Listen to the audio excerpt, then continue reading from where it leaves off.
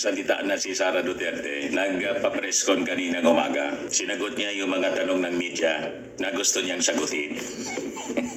Yung ibang tanong ayaw niya sagutin. O ito yung mga sagot niya. Sabagay, tama din ito mga sinasabi niya.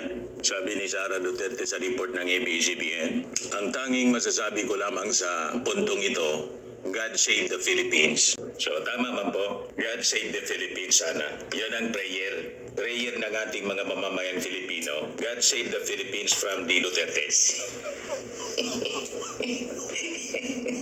Akma ito sa kanya, hindi sa ating gobyerno o sa ating Pangulong Bongbong Marcos o sa Kongreso. Kasi dapat na masalbar sa kanila po ang ating mga mamamayan at ang ating bansa sa pang-abuso nila.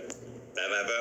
Sabi pa niya, bukod dito, nais ko lang po na ipaabot sa ang aking taos-pusong pasasalamat sa mga kababayan na patuloy nagdarasal, sumusuporta, nagtitiwala at patuloy na nagmamahal sa akin. Manalig kayo dahil sa taong bayan ang tagumpay. Ito ang taong bayan na sinasabi niya. Hindi na ito mag 1 million. Kasi po, yung 32 million na dati bumoto sa kanya, kasama na po tayo, mga Marcos loyalist. Yung mga Marcos supporters po, nag-withdraw na ng support sa kanya. Just like yung mga congressman na pumirma 250, nadagdagan pa po. May 25 na congressmen ang pumirma. At kasama sa pumirma mga kababayan, additional 25 congressmen para sa impeachment ni Sara. Yung partido ni Rodante Marcoleta, sagip. Hindi ko maintindihan kung bakit si Rodante Marcoleta, sagip party list, kalyado ni Sara Duterte, ni Digong, pumirma po, umabol. Di ba yung original, 215? Umabol siya. Ito po yung mga bago. Kabilang dito si Binyan Representative Len Alonte, Cagayan Representative Ramon Nolasco Jr., Isabela Representative Tony Pet Albano, Lanao del Norte Representative Muhammad Khalid Mapuro, Leyte Representative Carl Nicolas Cari, Masbate Representative Richard Daco, Masbate Representative Araco, Masbate Representative Wilton Co, Negros Occidental Representative Emilio Bernardino, Yulo Quirino, Representative Midi Ormaidi Kuwa, Sultan Kudarat Representative Princess Rian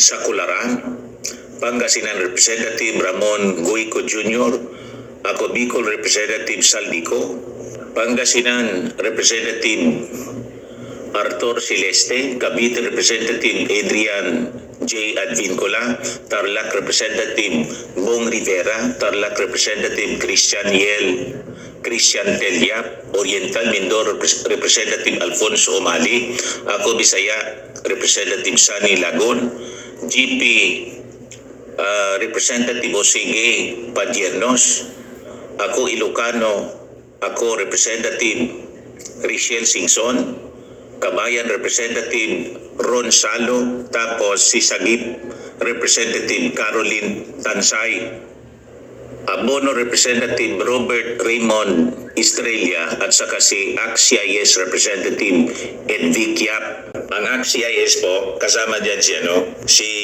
Erwin Tulfo. Pero si Erwin Tulfo hindi pumirma. Nagpaliwanag na siya. Ang rason daw kung bakit hindi siya pumirma, kasi yung senator judges, mga kababayan, na magsasagawa ng trial, sabi ni Erwin Tulfo, baka isa na ako doon. Inassume na ni Erwin Tulfo na panalo siya. Sa bagay, number 1, number 2 po siya sa senatorial ratings. So tama naman po yung posisyon ni Erwin Tulfo, kasi dapat impartial ang isang senator judges. Ngayon, itong sagip party list ni Marcoleta, yung kasama niya sa sagip party list, pumirma para i-impeach si Sara. Umabol. Pati kasama po ni sagip party list Representative Rodante, umabol pag may impeach si Sara.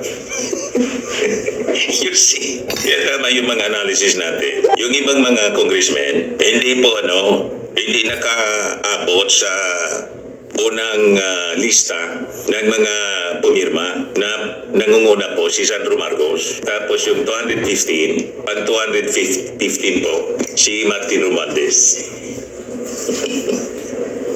You see, ngayon, may mga hugot pa si Sara Duterte sa press con. Gusto niyang palabasin mga kababayan. Relax siya.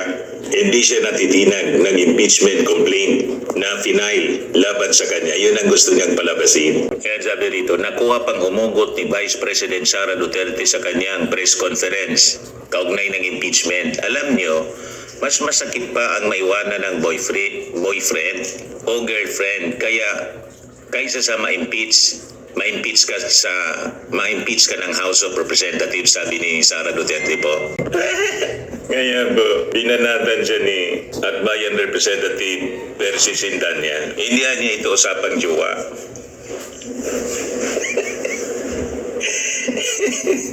Sinupalpal po ni Sindanya. Yan niya, Mr. Maravillas, ang masasabi mo.